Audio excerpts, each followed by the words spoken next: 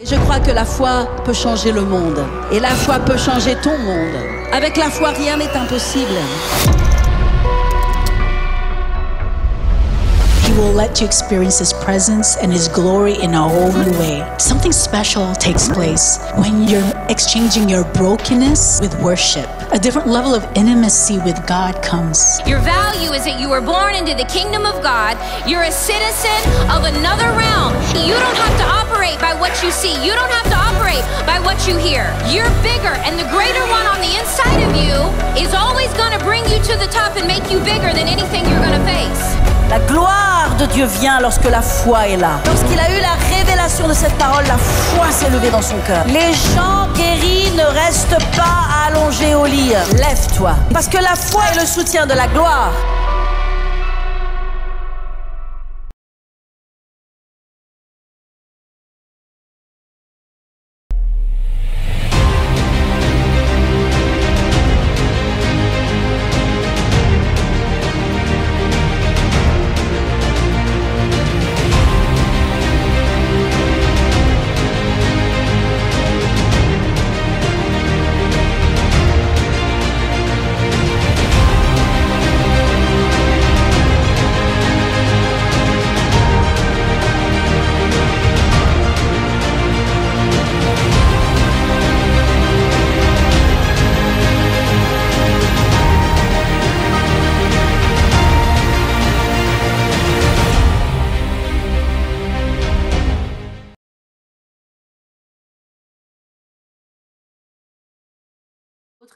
Merci d'être là et d'être si nombreux et de me rejoindre dans ce webinaire.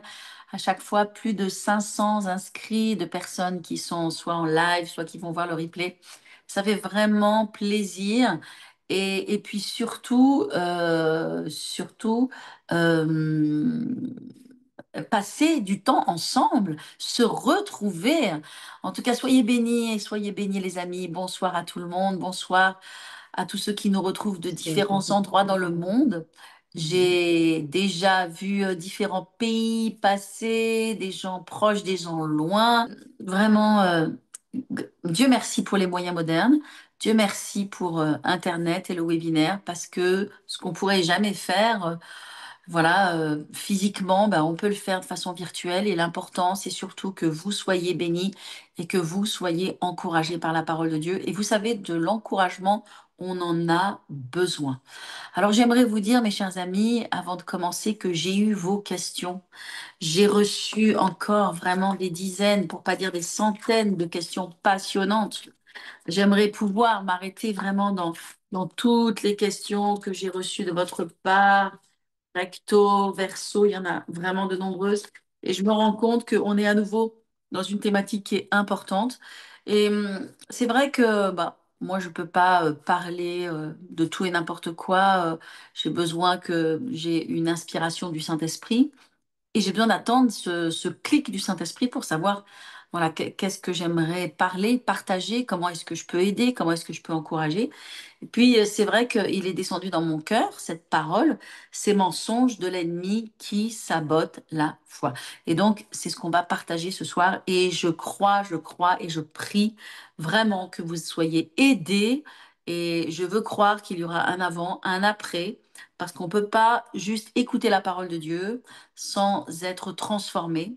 Et on n'est peut-être pas encore abouti, on n'arrive peut-être pas du jour au lendemain encore au sommet ou à une transformation totale, mais la Bible dit que nous allons de gloire en gloire et de victoire en victoire, et ça va être ton cas, ça va être ton histoire dans le nom de Jésus. Amen.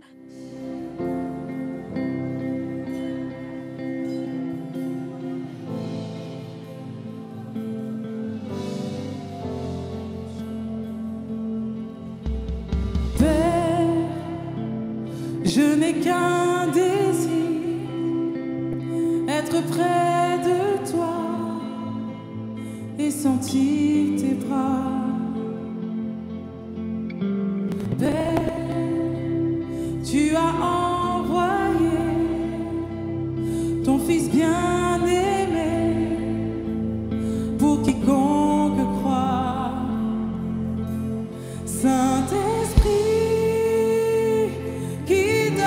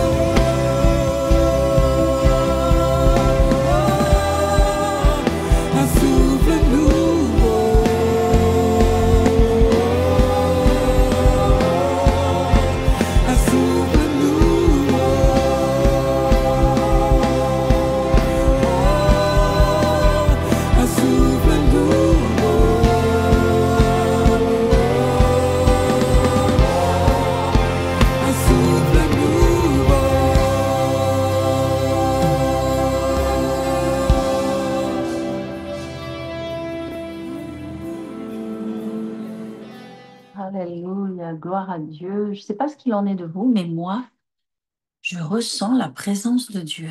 Alléluia. Merci pour PCC Musique qui a nous bénit avec la louange, mais vraiment, je sens la présence de Dieu et dans ce webinaire. Père, ce souffle nouveau, on en a tellement besoin. Et combien tu veux nous rafraîchir, nous régénérer, nous faire sortir de nos prisons, de nos carcans, de nos limitations. Ton cœur, ton désir, Seigneur, c'est que nous soyons heureux, que nous entrions dans la plénitude. Alors, Père, aide-nous, Seigneur, ce soir. Saint-Esprit, Esprit de Dieu, nous t'accueillons. Nous t'accueillons. Nous ne pouvons rien sans toi. Saint-Esprit, viens, prends le contrôle de ce webinaire. Vraiment libère les chaînes, les boulets, les emprises démoniaques, les esprits de tristesse, de dépression, d'oppression. Les mensonges de l'ennemi, je prie, soient brisés au nom de Jésus. Que ce soir, l'onction brise le joug. Alléluia. Que ce soir, la graisse fasse éclater le joug. Ce n'est pas par force humaine ni capacité intellectuelle, mais c'est par mon esprit, dit l'Éternel des armées. Je déclare que ce soir, les personnes qui sont dans ce webinaire vont ressortir légères, libérées, remplies de joie, de foi, vraiment de louange. Alléluia. Et leur perspective, leur vision des choses va changer. Seigneur, tu fais cette œuvre ce soir. Tu libères les captifs. Dans le nom de Jésus. Amen. Amen. Alléluia. Waouh. Jésus est venu pour libérer les captifs. Amen. Il a dit dans Ésaïe 61 quel était son ministère. Il a dit, je suis venu pour restaurer les cœurs brisés. Je suis venu pour libérer les captifs, tous ceux qui sont prisonniers. Et c'est ce que Dieu fait, c'est ce qu'il fait continuellement et c'est ce qu'il va faire ce soir. Alléluia. Alors, à vous tous, mes bien-aimés, qui êtes ici, j'aimerais encourager ceux qui n'ont peut-être pas encore ouvert leur caméra à le faire, simplement parce que ça aide à être concentré et à recevoir ce que Dieu a pour nous. Parce que des fois, quand on est sur une caméra qui est fermée, ben, on est moins engagé dans ce temps spirituel que nous allons avoir ensemble. Amen. Oui, Gauthier. Oh, Gauthier, alléluia. Elle est cassée, votre caméra, au nom de Jésus, qu'elle soit réparée. Alléluia. Ça fait plaisir d'avoir de vos nouvelles les uns les autres. Et puis quand on voit des noms que l'on connaît, que l'on voit passer, ça fait super, oui. Ça fait super plaisir. Que Dieu vous bénisse. On vous aime. Alléluia. Alors, et oui, Marianne dit, la mienne ne fonctionne pas. Bah oui, je sais, je suis désolée. C'est vrai qu'il y a des situations comme ça. Et puis pour d'autres, bah, peut-être ils peuvent quand même. Alors, je vous encourage. Bon, bah écoutez, ce thème, il est vraiment important parce qu'on est tous concernés. Et j'aimerais vous dire que je suis aussi concernée que vous. Et on est tous dans le même bateau et on est tous humains et on fait tous face aux mêmes défis. Vous savez, il n'y a pas d'un côté des super champions, des gens qui sont vachement appelés, qui sont hyper loin et qui sont, waouh, qui sont des super hommes et des super femmes. Et c'est vrai, quand on voit les gens sur les estrades, quand on voit les gens derrière des écrans, bah, on est impressionné par les gens que l'on voit. Donc, je comprends, j'ai été jeune, j'ai grandi dans le ministère, j'ai vu plein de choses aussi, et je sais ce que c'est. Mais dans la réalité des faits, il n'y a pas des grands super vachement forts, et puis d'autres qui sont à côté. Et non, en fait, on est tous taillés dans le même tissu, on est tous humains, et on fait tous face aux mêmes défis. Et donc, on peut partager ensemble, parce que on est les mêmes en fait, et on peut partager ensemble des clés de victoire, des clés que la parole de Dieu nous donne pour surmonter et pour vaincre. Alors c'est important de vaincre les mensonges de l'ennemi, parce que bien sûr on sait que l'humanité a chuté, l'humanité, le péché est entré dans le monde et toutes les conséquences, n'est-ce pas, sont arrivées à cause du mensonge. Et Jésus, quand il a parlé de Satan, bah, bien sûr, il a dit qu'il est celui qui vient pour voler, égorger et détruire, mais il a dit que Satan, il est menteur. Il est menteur depuis le commencement. Donc c'est vraiment une des caractéristiques fortes de Satan. Et si notre monde, il est comme il est aujourd'hui, eh bien, c'est parce que Satan est un menteur et qu'il a menti et détourné énormément de gens. Mais dans le nom de Jésus, nous qui sommes des enfants de Dieu, nous allons sortir de ces mensonges et ne pas le laisser nous embrigader dans ces mensonges. Alors, Jésus a donné une parole très importante, très puissante. Et puis vous savez, les paroles les plus puissantes de la Bible, c'est celles de Jésus. Amen. On est basé sur la parole de Dieu ici. Alléluia. Jésus a dit, vous connaîtrez la vérité. Voyez? Et Jésus a dit, je suis le chemin, la vérité et la vie. Il a dit, vous connaîtrez la vérité et la vérité vous rendra libre. Amen. Alors, qu'est-ce qui va nous rendre libres et qu'est-ce qui va nous empêcher, nous aider à ne pas tomber dans les mensonges de l'ennemi qui nous rend misérables? Si aujourd'hui, ou dans votre vie, par rapport à quelque situation que ce soit, votre peut-être situation d'avenir ou votre situation maritale, peut-être votre désir de vous marier ou d'avoir des enfants, ou votre appel, ou l'émotion ou le sentiment que vous pouvez avoir par rapport à vous-même, quelle que soit la chose. Quand on est misérable, quand on se sent misérable, quand on se sent mal, et j'aimerais vous dire que ça m'arrive à moi aussi, tout comme ça t'arrive à toi aussi. Comme je dis, quand on est dans le même bateau, c'est que c'est indépendamment de l'âge, du sexe, de niveau d'études, de niveau de revenus, de positionnement dans la vie. Je veux dire, on est confronté à ces choses. Parce qu'on est humain et parce que Satan est aussi le prince de ce monde. Alors, il n'est pas le roi, alléluia, et il est un prince qui va être détrôné, qui va perdre sa couronne et son autorité. Mais aussi longtemps aujourd'hui que Jésus n'est pas revenu et que Dieu n'a pas jugé Satan et le monde, bah, il reste une influence extrêmement puissante. Et nous vivons dans ce monde.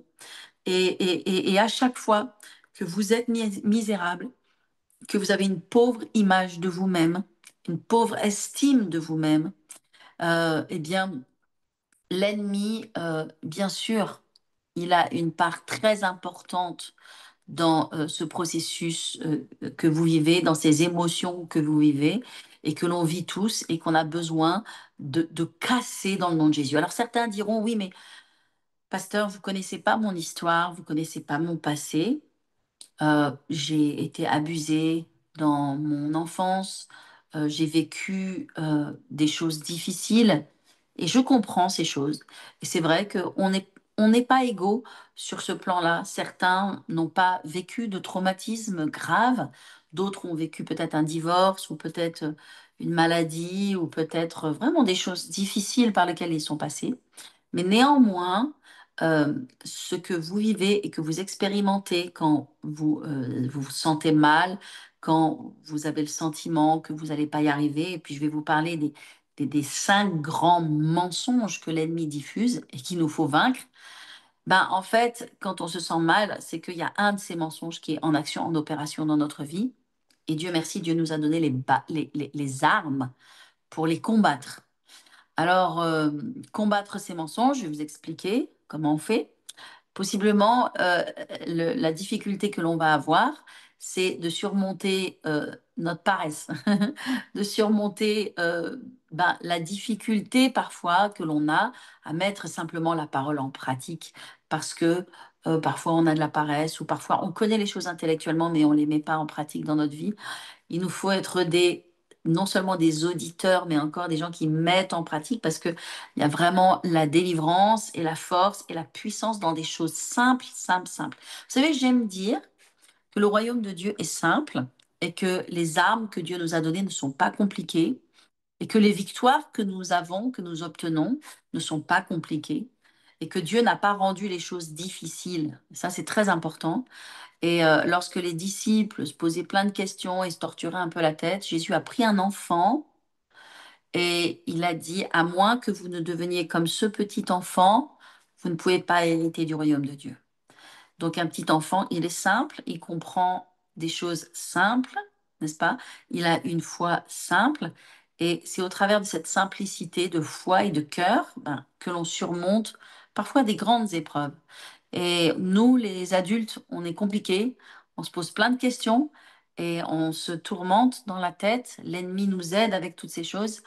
Et voilà. Mais si on revient à la simplicité de l'évangile, à la simplicité des vérités de la parole de Dieu et à la simplicité de la foi d'un enfant qui va croire et simplement faire avec simplicité ce que Dieu lui demande, en fait, on va se rendre compte que c'est possible de reprendre le contrôle, possible de reprendre la victoire sur des choses qui pourtant nous pilonnent et nous rendent très malheureux. C'est vrai qu'on peut être très malheureux quand on est soumis aux mensonges de l'ennemi. Et comme je l'ai dit très justement, ces mensonges qui sabotent notre foi. Les mensonges de l'ennemi viennent toujours attaquer la foi. Mais je vais te dire une chose, au moment où tu mets le pied hors de la foi, c'est exactement comme notre Pierre, extraordinaire apôtre Pierre, qui a été le seul exceptionnel des apôtres à mettre le pied hors de la barque et à marcher sur les eaux. Et on sait que c'est les eaux de la parole et c'est vraiment la parole de foi pour aller vers Jésus. Jésus qui marchait sur les eaux. Donc il a été vraiment dans ce miracle exceptionnel comme Jésus a marché. Mais quand il a regardé à autre chose que Jésus à la parole de Dieu, en fait, il a commencé à couler.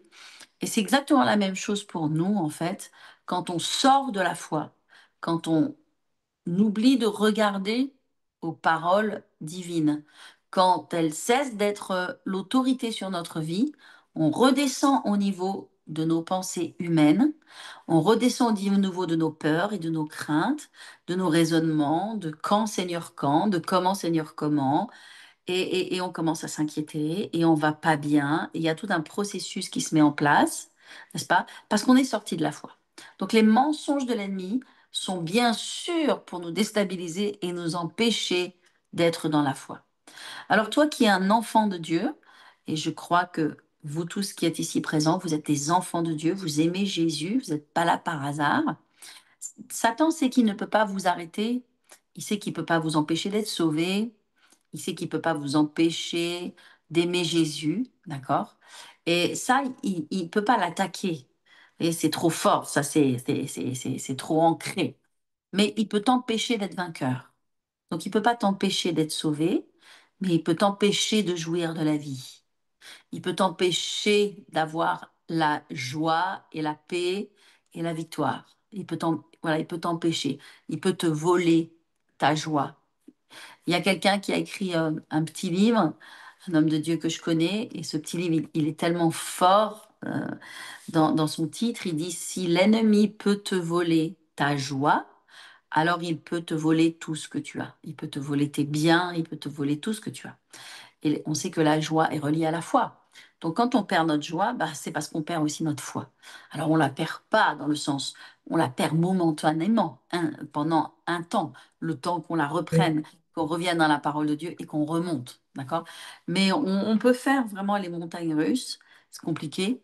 Alors qu'on n'est pas appelé aux montagnes russes, on est appelé à demeurer dans une position de foi et d'autorité.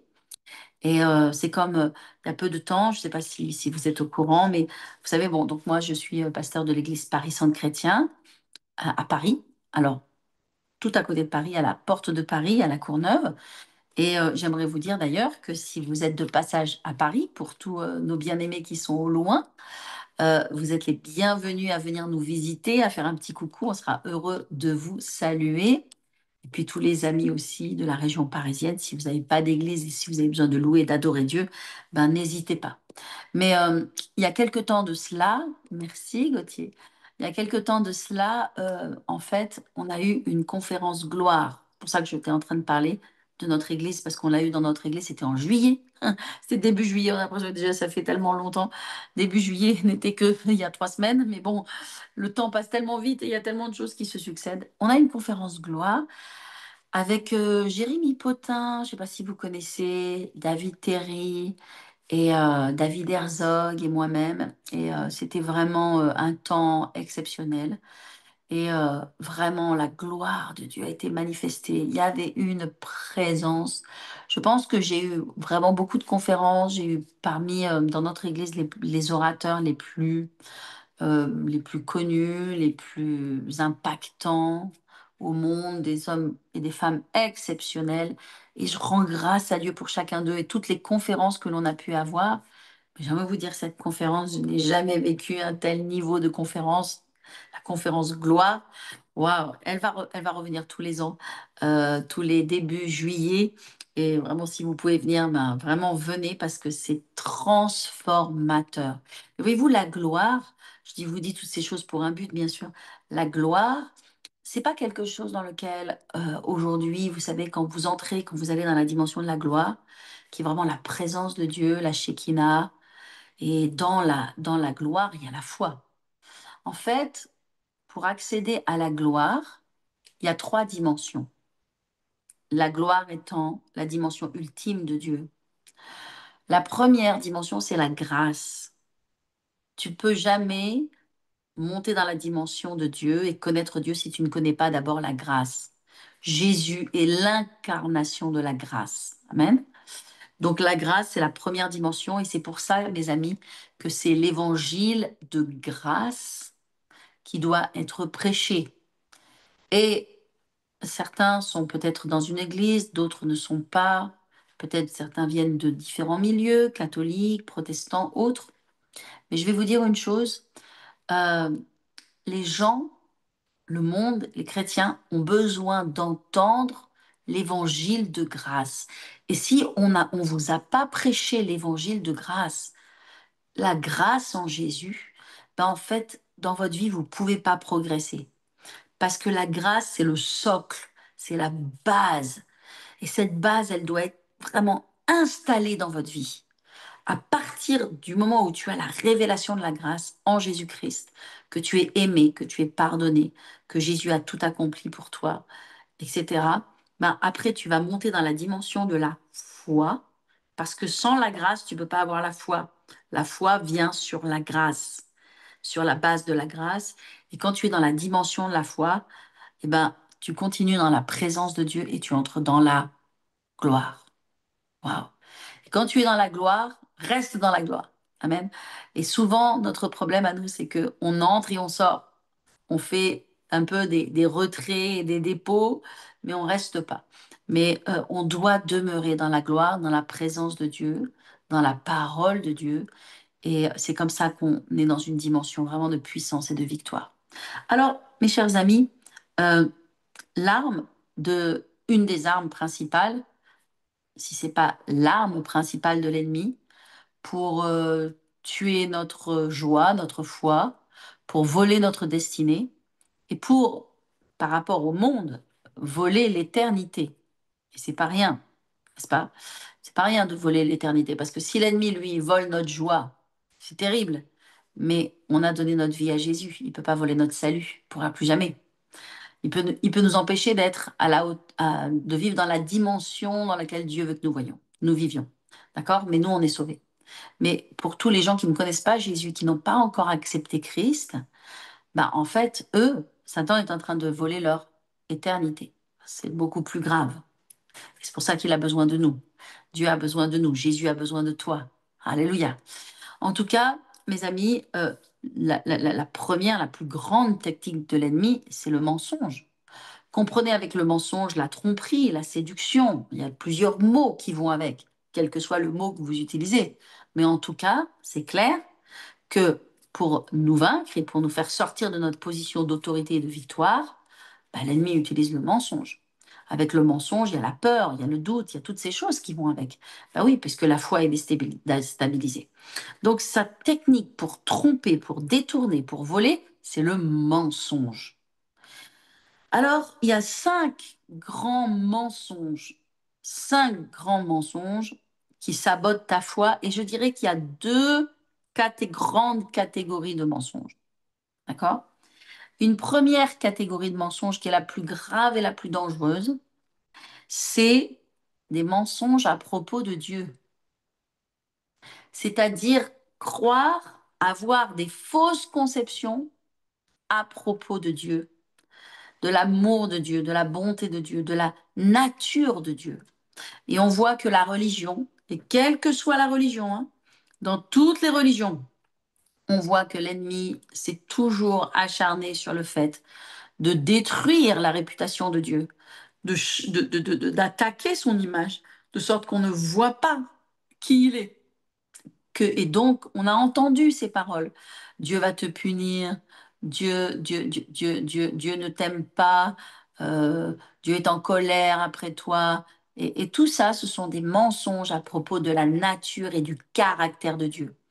Donc, une des grandes œuvres du Saint-Esprit, quand on a donné notre vie à Jésus, c'est de restaurer la vérité.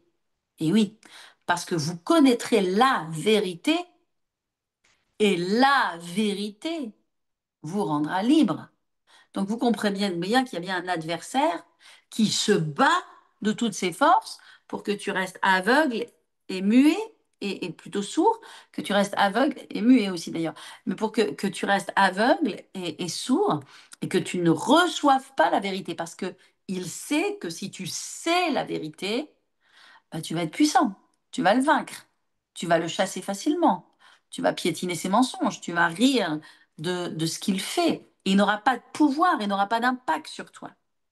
Mais par contre, aussi longtemps que tu as avalé le mensonge, que le mensonge, tu l'as à l'intérieur de toi, que tu le cultives, que tu le crois, bah, il sait qu'il a une autorité sur toi, il sait qu'il te tient, il te domine. Et voyez-vous, hélas, dans le monde chrétien, et je suis pas du tout là pour parler en mal de quelque église que ce soit, mais dans la réalité des faits, ce ne sont pas toutes les églises, et il y a beaucoup d'églises, qui ne prêchent pas la bonne nouvelle. Alors ils prêchent l'évangile, Jésus sauveur. Il y a des églises qui ne croient pas dans le Saint-Esprit. Donc déjà, c'est triste, c'est dommage, c'est très limitant, hein, parce qu'on a besoin de la puissance de Jésus, mais on a besoin de la puissance du Saint-Esprit. Et puis, il y a des églises et il y a des choses qui ont été, hélas, dites, inculquées aux gens, peut-être parce qu'il y avait des leaders qui voulaient voilà, avoir un meilleur contrôle sur leur assemblée, qui pensaient qu'ils arriveraient à faire que les gens sont motivés ou avancent ou je ne sais quoi, en leur donnant des paroles de crainte, des paroles négatives ou voyez, vous comprenez ce que je veux dire. Et tout cela est humain et charnel et démoniaque. D'ailleurs, la Bible dit que la sagesse de ce monde, elle est humaine, elle est terrestre, elle est humaine, elle est charnelle, elle est démoniaque, elle n'est pas de Dieu, elle ne vient pas du royaume de Dieu. Donc, quand les gens veulent faire l'œuvre de Dieu avec leurs propres muscles, de leur propre force, ben parfois ils utilisent des armes qui sont des armes, des outils qui sont humains et charnels et qui font du mal. Parce qu'après, les gens, ils reçoivent un jugement en eux, ils reçoivent une condamnation en eux, et ils vont croire des mensonges. Et en fait, notre rôle à tous, ben, c'est d'aider les gens à sortir de ces mensonges, à vaincre ces mensonges et à être heureux, à vivre libre et à vivre pleinement dans l'appel et la direction, la destinée de Dieu pour leur vie. Amen. Donc, il y a deux catégories, je pense, vraiment de grands mensonges que nous devons détruire. Un, les mensonges qui sont à propos de Dieu, de la nature de Dieu, je viens d'en parler. Et deuxièmement, des mensonges à propos de nous-mêmes. Et c'est vrai que, bon, c'est une expression, mais possiblement, le pire ennemi que tu puisses avoir se trouve devant ta glace. Hein, la personne que tu juges le plus, que tu accuses le plus, que tu réprimandes le plus, sur lequel tu es le moins satisfait, que tu critiques le plus. Peut-être les hommes ont un petit peu moins ce problème que les femmes, faites un sourire. Peut-être nous les femmes, on est très dur avec nous-mêmes. Le monde est très compétitif, vous savez. Le monde dans lequel nous sommes, il est très compétitif. On est vraiment à la fin des temps. Il y a une accélération. Il faut être au top, quoi. Il faut être le meilleur. On voit en plus avec les réseaux sociaux, on voit que les gens qui sont au top. Ben, moi, je suis pas toujours au top. Il y a des jours où je suis pas bien. Il y a des jours où je suis pas en forme. Il y a des jours où j'ai pas le moral. Il y a des jours où j'ai vraiment une pensée négative à propos de moi-même. Donc, vous voyez, on se comprend. Qu'est-ce qu'il me dit? Aimerait prendre le contrôle. Non, on peut pas prendre le contrôle de ma caméra. Et donc, vous comprenez ce que je veux dire? Moi, je suis pas là pour vous dire, les amis, moi, ça m'arrive pas, j'ai déjà vaincu toutes ces choses, etc. Non, en fait, c'est jusqu'à ce que Jésus revienne. Hein. C'est des choses simplement, des clés qu'on doit comprendre et qu'on doit mettre en pratique. Et quand les flèches de l'ennemi arrivent et les pensées arrivent, parfois on les détecte pas, les flèches de l'ennemi d'ailleurs. Hein. On pense que c'est nos pensées, on pense que ce sont nos émotions, on pense que ce sont toutes ces choses. Mais l'ennemi est dans ces choses, absolument. Tout comme pour Ève et pour tous ceux aussi qui ont été séduits et trompés, bien sûr que l'ennemi était là. Donc parfois on discerne pas que c'est l'ennemi. Mais néanmoins, à partir du moment où on le discerne, bah, en fait, on doit tous mettre en pratique les mêmes choses pour réussir. Et Dieu merci, la délivrance vient rapidement, les solutions arrivent rapidement. Et ça, c'est vraiment quelque chose de merveilleux. Alléluia. Donc c'est possible. Amen. Alors, 5 mensonges. On y va? Vous êtes prêts? Let's go. Alors, le premier mensonge, bien sûr, c'est tu n'es pas digne. Alors, je ne vais pas donner d'ordre, de priorité. euh, voilà. Il n'y a pas un crescendo dedans. C'est 5 mensonges. Ok. Tu n'es pas digne. Alors ça, c'est quelque chose que vraiment, c'est un mensonge de l'ennemi. Un mensonge de l'ennemi qui te dit que tu n'es pas assez, que tu n'es pas digne, que tu n'es pas bien, que voilà. C'est quelque chose qui vient contre toi, qui vient contre ta personne. Alors, vous savez, on fait tous des erreurs. On est quand même appelé à en faire de moins en moins, d'accord? Je sais que on vit dans la grâce, on parle de l'évangile de grâce, mais l'évangile de grâce n'est pas une carte bancaire avec laquelle on fait des retraits, on fait chauffer la carte bancaire et on pêche et on fait tout ce qu'on veut et on dit Alléluia, la grâce, la grâce. Quand bien même on ferait cela, la grâce est toujours là parce que celui qui se repent, celui qui demande pardon, mais la repentance, c'est quand même un changement de direction, ok? Donc la véritable repentance, c'est important. Et puis Dieu est là, la Bible dit que Jésus, il est fidèle et bon pour nous pardonner de tous nos péchés, ok? Mais euh, pourquoi j'étais en train de vous parler de cela? Je ne sais plus. Mais une chose est sûre, c'est que ben, on fait des erreurs, on fait des fautes. Et certains peuvent pécher. Et vous savez, l'ennemi, il est celui qui te pousse à pécher. Et il est aussi celui qui, après, quand tu as péché, t'accuse de ce que tu as péché. Donc, c'est dur, c'est dur. Donc, toutes ces choses, elles peuvent nous séparer de Dieu. Parce que quand on se sent pas digne, comment est-ce qu'on va prier? Comment est-ce que quelqu'un qui se sent pas digne va prier? Ben, en fait, il va pas prier. Et c'est pour ça que Dieu, il aime tellement David. David dans la Bible, parce que David, à chaque fois qu'il a fait des erreurs, et je pense qu'il en a fait deux grosses majeures, majeures. Un, c'est toute l'affaire Bathsheba, d'accord, avec son mari, son mensonge. Ah ben, d'accord, ok. Et la deuxième, c'est le démembrement, le dénombrement. Et à chaque fois qu'il a fait des fautes, des erreurs, vous savez ce qu'il a fait? Il s'est jeté dans les bras de Dieu. Il s'est repenti, il s'est jeté dans les bras de Dieu. Quand il y a eu le jugement par rapport au dénombrement, Dieu lui a dit, OK, tu choisis, il y a 3 catégories de jugement. OK, soit tes ennemis vont te détruire, soit il va y avoir ceci, cela, ou bien moi, je vais amener le jugement. Et il a dit, OK, je préfère me mettre dans les mains de Dieu plutôt que dans les mains de qui que ce soit. Et vous savez, ça doit être, Dieu n'est pas là pour nous juger. C'est très important de réaliser, de savoir, mes amis, j'en profite, hein, je sors un peu de mon sujet, mais je reste quand même à dire des choses qui sont importantes parce que c'est quand même important de dire que dans l'Ancien Testament, bah, c'est Dieu le Père, il n'y a pas la grâce, il y a la loi, d'accord? Donc, il y a le jugement. Donc, il y a pas mal de choses, ok? Quand Jésus vient, c'est la grâce. ça fait 2000 ans qu'on est dans la grâce. On ne se rend pas compte que nous vivons, nous, dans le temps de la grâce. On n'a pas vécu dans l'Ancien Testament. Nous, on fait partie de la génération de ceux dont il est parlé dans Hébreux 11, de ceux qui ont vu notre jour, qui ont vu notre époque, qui auraient aimé connaître notre époque. Nous vivons dans les temps de la grâce de Christ. C'est-à-dire que si le juste tombe, 7 fois Dieu le relève. On vit dans le temps de la grâce. Mais, et je pense que je vais partager notamment sur ça dans mon église à Paris Sainte-Chrétien dimanche. Dimanche, je pense que je vais parler justement sur la colère de Dieu, chose que, qui n'est pas prêchée normalement aujourd'hui dans notre temps, dans notre génération, parce que c'est très important de parler de la grâce.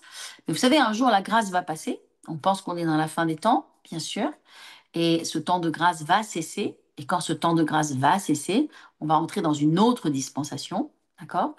Et puis au bout d'un certain temps, bon, il y a l'enlèvement, il y a toutes ces choses. Il y a le jugement, il y a le jugement. Et dans le jugement de la terre va être jugée, le péché va être jugé. Bah, il y a le jour de la colère. Moi, j'ai étudié cette semaine sur le jour de la colère. Et donc, il y a 2 jours, il y a 2 grands jours à venir. Oh, je suis en train de vous partager mon message, là, c'est pas bien, hein. Il y a 2 grands jours à venir qui sont le grand jour du Seigneur, n'est-ce pas? Qui sont reliés à son retour. Et puis il y a le grand jour de la colère, le jour de la colère de Dieu. Et ce jour n'est pas pour les enfants de Dieu, hein. Ça, c'est important, c'est le péché et qui va être jugé. Alors, pourquoi est-ce que je vous dis ça? Eh bien, parce que nous ne sommes pas sous le jugement, d'accord? Donc, quand bien même nous péchons, nous sommes dans, oui, ouf, oui, nous sommes dans la grâce, vraiment ouf, ouf. Parce que quand on voit à quoi ressemble le grand jour de la colère, et je peux vous assurer qu'on peut être reconnaissant et lever nos mains vers Dieu et dire Alléluia, merci Jésus, je suis tellement heureux d'être un enfant de Dieu, d'appartenir à Jésus et de ne pas avoir sur moi dans l'avenir, hein, hors de cette dispensation, mais la colère de Dieu. Donc, gloire à Dieu. Premier mensonge de l'ennemi qui vient te voler ta destinée. Tu n'es pas digne, tu n'es pas assez bien. Tu n'es pas, toi, voilà. Ça, c'est vraiment.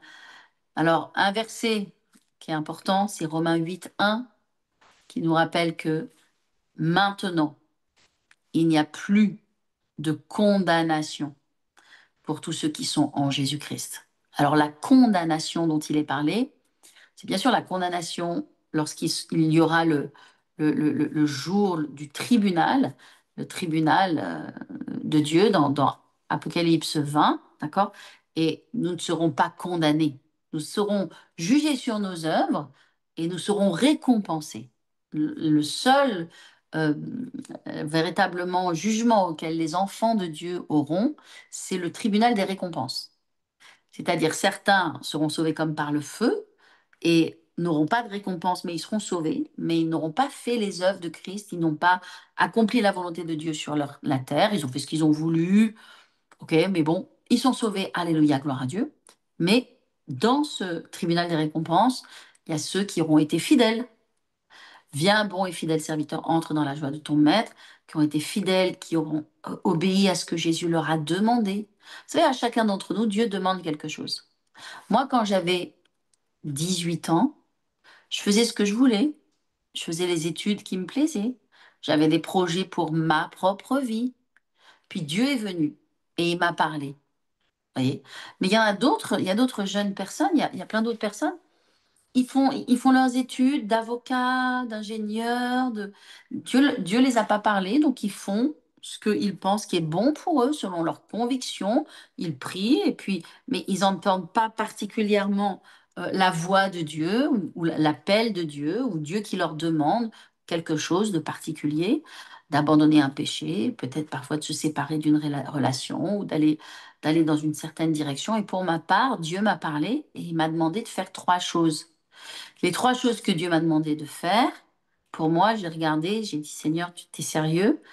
C'est horrible. Tout ce que tu me demandes, je veux pas, je veux pas. Non, je veux pas, Seigneur.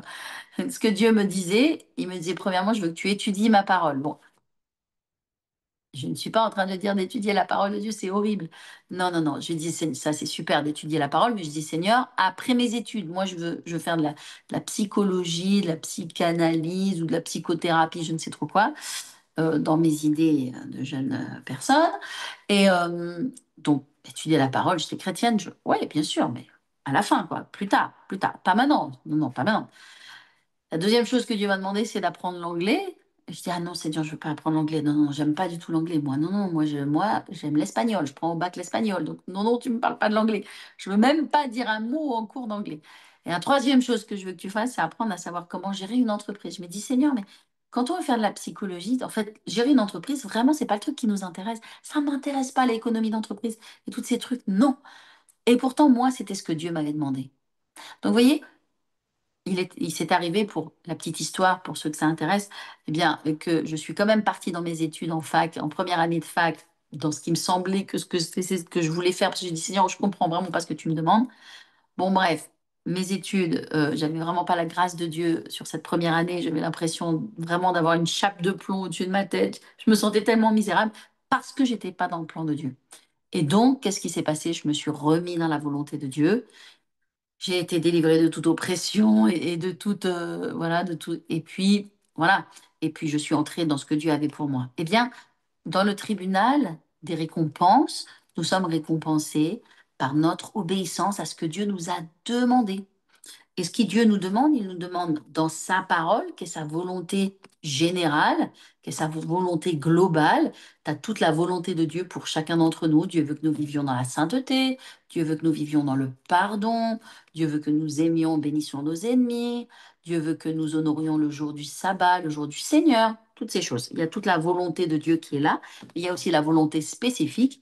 Dans la Bible, il n'est pas écrit Dorothée doit étudier l'anglais. OK? Hein. Ça, je ne peux pas le trouver là. Mais dans mon esprit, n'est-ce pas, le Saint-Esprit qui me parle, qui m'a parlé à moi, il m'a montré le chemin.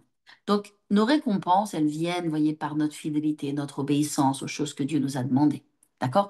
Donc, quand on dit il n'y a plus de condamnation pour ceux qui sont en Jésus-Christ, il n'y a plus de jugement, le jugement qui est une condamnation pour ceux qui sont perdus. Amen. Mais aussi, il n'y a plus de condamnation dans le sens où nous ne sommes plus appelés à nous condamner nous-mêmes. On est appelés à marcher avec Dieu, ok, mais plus à nous condamner nous-mêmes. Donc ça, c'est le premier mensonge qu'il va falloir, et je vais vous expliquer comment faire. Le deuxième mensonge, c'est Dieu ne t'aime pas. Dieu t'a abandonné. Dieu ne t'écoute pas. Dieu, euh, voilà, ne t'aime pas. OK? Se sentir rejeté, se sentir pas aimé de Dieu. OK? Et on a une parole dans Hébreux 13, 5 qui dit, pas seulement Hébreux 13, 5 d'ailleurs, Jésus a dit qu'il serait avec nous tous les jours jusqu'à la fin du monde. Hébreux 13, 5 nous dit, je ne te délaisserai pas, je ne t'abandonnerai pas. Donc, un des grands mensonges, c'est de se sentir abandonné, c'est de se sentir pas aimé, c'est se sentir seul, comme si Dieu n'était pas là. OK? Troisième grand mensonge, euh, ta prière ne sert à rien. T'as pas besoin de prier, ça sert à rien. On peut dire aussi, t'as pas besoin de prier, Dieu ne t'entend pas, t'as pas besoin de prier, de toute façon, tu seras pas exaucé. Vous pouvez décliner, hein. Mais voilà un des mensonges qui est très fort par rapport à la prière. Vraiment, l'ennemi attaque notre vie de prière par des pensées et des raisonnements démoniaques. D'accord? Euh, voilà. Sauf que la Bible nous dit dans Jacques 5, verset 16, la prière fervente du juste, c'est nous les justes. Amen, justifiés par Christ. La prière fervente du juste, elle a une grande efficacité. Donc, vous comprenez? Dieu nous appelle à prier. La prière, que tu sentes ou que tu ressentes pas, n'a aucune importance. Et c'est là qu'est la dimension de la foi. Parce que la foi n'est pas dans l'émotion. La foi, elle est dans le faire, parce que ce que Dieu a dit, c'est la vérité, et ça ne bouge pas, ça ne change pas. Que je le ressente ou que je le ressente pas, je prie, je confesse la parole de Dieu, je vois les choses changer ou pas, ça n'a aucune importance. Ça s'appelle la foi. D'accord? Donc, troisième mensonge, c'est vraiment un mensonge qui s'attaque à la prière. D'accord? Donc on a dit le premier, toi, tu es indigne, t'es pas bien. Le deuxième, Dieu, il t'aime pas, il s'occupe pas de toi, il t'a abandonné. La troisième, ta prière, non, t'as pas besoin de prier, c'est rien.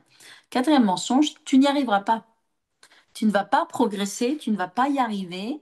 Il n'y aura pas de progrès, il n'y aura pas de succès, il n'y aura pas de percée.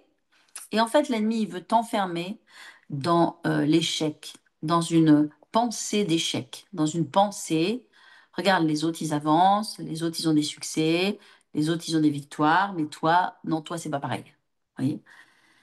Et un verset très important, c'est Philippiens 4, 13, où l'apôtre Paul nous rappelle, je peux tout par celui qui me fortifie. Alléluia. Donc je peux y arriver, je peux changer, mes situations peuvent changer. Si Dieu est avec moi, qui sera contre moi? Amen. Si Dieu est pour nous, qui sera contre nous? Donc, ça fait partie des grands mensonges. Et un cinquième mensonge, c'est que c'est trop tard. C'est trop tard. Tu as trop attendu, tu peux plus maintenant. Soit tu es trop âgé, soit t'es pas assez qualifié. Enfin, c'est plus pour toi. C'est pour les autres, c'est pas pour toi. Vous remarquerez que toutes ces pensées sont des pensées négatives, d'accord? Et l'ennemi nous bombarde avec ce genre de pensées et on est tous euh, concernés. Alors, un verset qui nous aide, qui nous bénit, se trouve dans Ecclésiaste 3:11, où il est écrit que Dieu fait toutes choses belles en son temps. Vous avez déjà connu ce que c'est que la patience? Et la Bible dit que la foi et la patience, ça va ensemble, hein, que c'est par la patience, par la persévérance que nous héritons des promesses. Donc, mes amis, ne vous y trompez pas, la patience et le temps et les délais, le temps qui peut paraître long, ça fait partie du processus. Jamais, sur des grandes bénédictions que Dieu veut nous donner, des grandes percées, il y a toujours un processus. Et Dieu va jamais nous donner du jour au lendemain des choses, voilà. Il va nous faire passer par un processus de la même façon que vous allez jamais donner les clés de voiture à votre enfant qu'à 5 ans. Vous allez attendre qu'il ait 18 ans, qu'il soit mature, qu'il ait passé son permis et après vous lui laissez les clés. D'accord? Ben, Dieu est un père.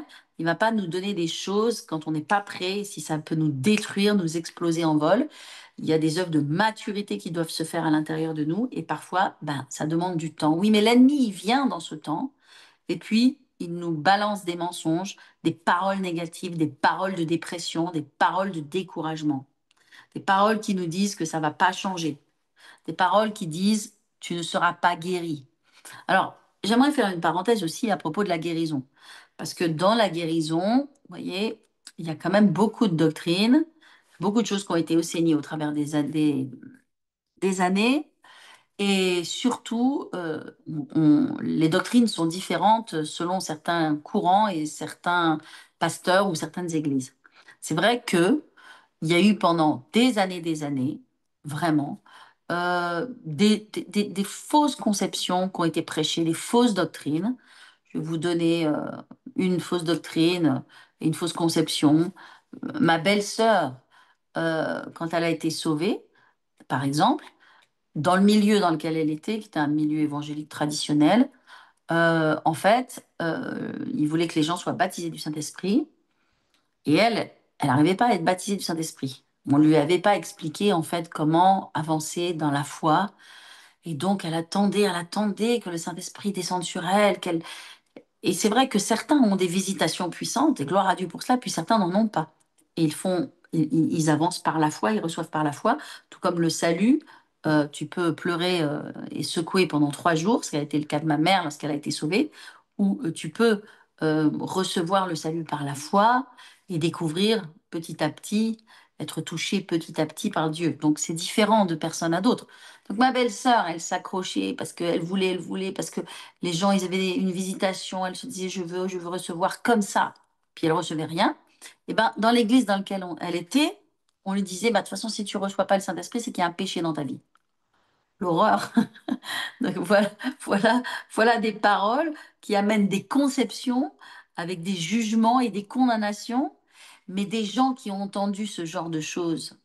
Ça c'est une chose spécifique, mais je parle ce genre de choses, mais il y en a des tonnes, des tonnes.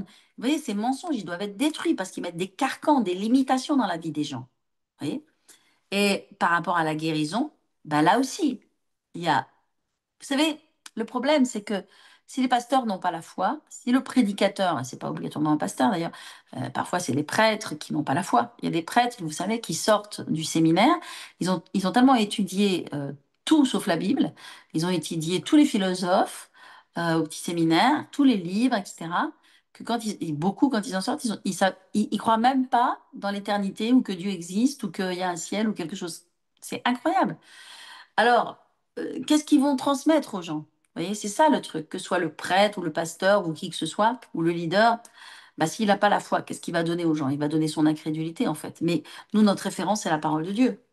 Donc, vous avez entendu des choses, certes, vous croyez dans des choses, certes, on croit tous, on a tous en nous plus ou moins des fausses conceptions, absolument. Mais qu'est-ce qui va casser ces fausses conceptions? C'est la connaissance de la parole de Dieu. C'est pour ça qu'on a besoin d'aller et d'écouter. Et Dieu merci pour les réseaux sociaux et aussi la connaissance qui se diffuse dans le monde entier. Amen. Marie-Sandrine nous dit qu'elle a vécu cela. Et oui, et sûrement vous n'êtes pas la seule d'ailleurs. Mais c'est pour ça que Dieu merci, la parole, et quand je dis la parole, je ne parle pas de la parole de l'humain, mais la parole de Dieu, elle se répand dans le monde entier, notamment par les réseaux sociaux. Faut-il avoir l'oreille exercée pour être capable de discerner entre ce qui est la vérité et ce qui est le mensonge? Et c'est pour ça que je crois tellement dans l'école biblique. Je crois tellement dans l'école biblique. Vous savez, la première chose que Dieu m'a demandé lorsqu'il m'a demandé d'étudier sa parole, ben, en fait, il m'a demandé d'aller à l'école biblique. Donc, j'ai dû abandonner mes études, j'ai dû laisser plein de choses de côté. Pourquoi? Pour aller étudier la parole. Et mais je vais vous dire une chose, les amis, mais je rends grâce à Dieu pour cela. Je rends grâce à Dieu que je suis allée étudier la parole. Amen. Ça a été le fondement et la base de ma vie sur lequel Dieu a pu bâtir. Si j'avais pas eu le fondement de la parole de Dieu, ben, en fait, Dieu pouvait pas construire ma destinée. Dieu pouvait pas m'amener dans ce qu'il avait pour moi. Mais c'est pas juste spécifique à moi, c'est pour toi aussi. Parce que l'école biblique, elle va casser, elle va défoncer des fausses conceptions. Elle va casser des peurs, elle va casser des carcans. Elle va vraiment piétiner et détruire des choses qui doivent être piétinées et détruites pour que tu sois heureux, épanoui, que tu vives dans la plénitude de l'amour de Dieu, que tu sois bien avec toi-même, mais aussi pour que tu aies l'autorité que Dieu veut que tu aies sur l'ennemi et sur ses œuvres. Amen. Donc l'école biblique, c'est un must do. Et si vous n'avez jamais fait l'école biblique, je vous encourage, je vous encourage, je vous encourage, je vous en parlais tout à l'heure. Mais je veux quand même le dire, on a notre prochaine école biblique, notre session qui commence le 13 octobre prochain. Ben, vraiment, je vous encourage d'y penser parce que ça peut vraiment révolutionner votre vie et vraiment vous transformer. On a à ce jour 550 personnes en l'espace de 2 sessions seulement, des gens de la région parisienne, mais des gens de par le monde entier. Et j'aime le dire, jusqu'à Tahiti, au Canada, jusqu'à Kinshasa et Madagascar, vraiment dans le monde entier, qui ont fait l'école biblique et certains ont fait donc l'école biblique en ligne, hein, ils ne se sont pas déplacés à Paris parce que c'est juste pas possible, mais qui l'ont fait, qui ont été diplômés et aujourd'hui vraiment qui ont avancé. On a des témoignages magnifiques. Vraiment, je vous encourage de penser à l'école biblique et de vous inscrire même pour cette prochaine école biblique. Ça va transformer votre vie. Je vais vous en parler tout à l'heure. Donc, vous voyez, c'est la parole qui va casser, qui va casser. Et je veux faire un point sur la guérison. Parce qu'il y a des gens qui ont entendu. Elle dure combien de temps, Linda? Elle dure 6 mois. 6 mois, un peu 6 mois, 6 mois et demi, mais pas plus. Elle dure 6 mois, puis il y a des breaks au milieu, et c'est très digeste d'ailleurs. C'est 2 soirées par semaine. Voilà. Mais voilà, je vous donnerai les détails tout à l'heure. Donc, à propos de la guérison, il y a des personnes qui ont entendu, c'est pas la volonté de guérir. Les miracles sont morts avec les premiers disciples. Les miracles étaient au temps de la première Église. Jésus ne guérissait pas tous les malades. Jésus ne guérit pas aujourd'hui tous les malades. Euh, c'est selon la volonté de Dieu. Les gens prennent, par exemple, le verset de Job, et c'est vraiment la méconnaissance de la parole de Dieu. Dieu a donné, Dieu a repris. Souvent dans les enterrements, ils aiment dire ça. Dieu a donné, Dieu a repris, que le nom de l'Éternel soit béni. Bah, en fait, non, non, c'est pas toujours Dieu qui a repris. Il y a des gens qui sont morts avant leur temps, qui sont morts dans la présence de Dieu, mais avant leur temps. Dieu les a pas volés ou arrachés avant leur temps. Dieu ne fait pas ça. Mais voyez-vous, il y a des conceptions, il y a des choses euh, qu'on reçoit et qui deviennent à l'intérieur de nous, quoi, des forteresses. Amen. Mais c'est possible de casser ces forteresses. Alors, peut-être vous pouvez identifier certains des mensonges qui sont en vous. Parce que tout ce qui va être limitant, tout ce qui va être négatif, tout ce qui va être contre votre personne, et tout ce qui va être contre Dieu et l'amour de Dieu pour vous, vous allez comprendre que ce sont des mensonges de l'ennemi. Et c'est exactement ce que Satan a fait avec Ève. Il lui a fait croire que Dieu n'était pas si bon pour elle, et que Dieu ne lui avait vraiment pas donné ce qu'il y avait de mieux, et qu'elle pouvait avoir mieux, et donc, il lui a fait croire que Dieu n'était pas bon pour elle et que lui, il allait suppléer et qu'il allait... et bien sûr, c'était un mensonge. Donc, on est sur ces mêmes schémas aujourd'hui encore. Vous savez, j'aime bien, vous connaissez tous Joyce Meyer, bien sûr, et cette femme qui a beaucoup de sagesse, qui vraiment a beaucoup apporté au corps de Christ, elle a dit une fois quelque chose que j'ai retenu parce que ça me, ça me parlait à moi personnellement. Elle a dit, vous savez, euh, quand je me réveille le matin, il y a cette période entre le sommeil où tu dors profondément et puis le moment où tu es en train de te réveiller, il y a un espèce de sommeil, je ne sais pas quel est le terme, hein, voilà, de sommeil qui est un peu entre deux, quoi. Et elle dit, c'est là où l'ennemi m'attaque. Et il vient avec des pensées négatives avant même que je mette le pied par terre. Et je suis assaillie de pensées négatives. Et c'est vrai. Et je peux dire, et quand j'ai entendu ça, je pouvais m'identifier parce que j'avais vécu ça. Et quand on a, ben, quelles que soient les personnes, moi j'ai des responsabilités, beaucoup de responsabilités, des charges. Ben oui, chaque jour, lorsque tu sors quand tu mets ton pied, voilà, sors ton pied du lit et tu penses à toutes les choses dont tu es responsable et que tu dois faire dans cette journée. Eh ben, l'ennemi, il est là, il te pilonne et il te dit déjà, il te dit, ouais, tu vas pas y arriver, ouais, ça va être difficile, tu vois l'avenir, tu vois les choses, tu vois les finances, tu vois les... Tu vois? Eh ben, c'est l'ennemi, et c'est lui avec ses mensonges, il vient te saboter ta foi. Mais je vais te dire une chose. Dieu merci, l'ennemi, il est vaincu. Et il a été vaincu par Jésus à la croix et il nous a donné tout pour que nous soyons vainqueurs. Et vous savez, des fois, il y a des araignées dans nos maisons. Berk, j'aime pas les araignées. Bon, ça, vraiment, moi, les araignées, on n'est pas copains. C'est possiblement la bête, je sais pas si c'est un animal, c'est pas un animal, c'est un insecte, que je redoute le plus, le plus. Il y a des gens, c'est des serpents, les autres, c'est des scorpions. Moi, c'est les araignées. Mais quand il y a une araignée qui rentre dans nos maisons, quand l'été se termine hein, et que l'automne arrive, les bébêtes, là, elles veulent rentrer. Bah, quand je dois tuer une araignée, que je la regarde, que je suis toute seule, j'aimerais bien qu'il y ait un homme costaud là qui vienne et qui la tue à ma place. Et ben je me dis que, vous voyez, c'est pas la c'est pas la moi la grosse bête qui doit avoir peur de la petite bête. C'est la petite bête qui a peur de la grosse bête. Bah, je vais te dire une chose. Dans notre relation avec Satan, nous qui sommes en Christ par rapport à l'ennemi, c'est lui qui a peur de toi. Et il a tellement peur de toi qu'il te ment. Il a tellement peur de ce qu'il était capable de faire. Il a tellement peur de ce que tu connaisses ton autorité. Il a tellement peur de ce que tu connaisses ta valeur. Il a tellement peur que il vient avec ses mensonges. Mais je le dis, je le déclare, la grosse bête, toi, n'auras pas peur de la petite bête. C'est la grosse bête qui tue la petite bête et c'est jamais le contraire. Alléluia. Amen. C'est nous qui tuons. Et l'ennemi, nous devons le tuer. Il a été mis sous nos pieds et il est sous nos pieds. Et les araignées, on les écrase. OK? Et c'est pareil pour les mensonges de l'ennemi et les œuvres de l'ennemi. Amen. Alors, comment vaincre les mensonges? Comment vaincre les mensonges, mes amis?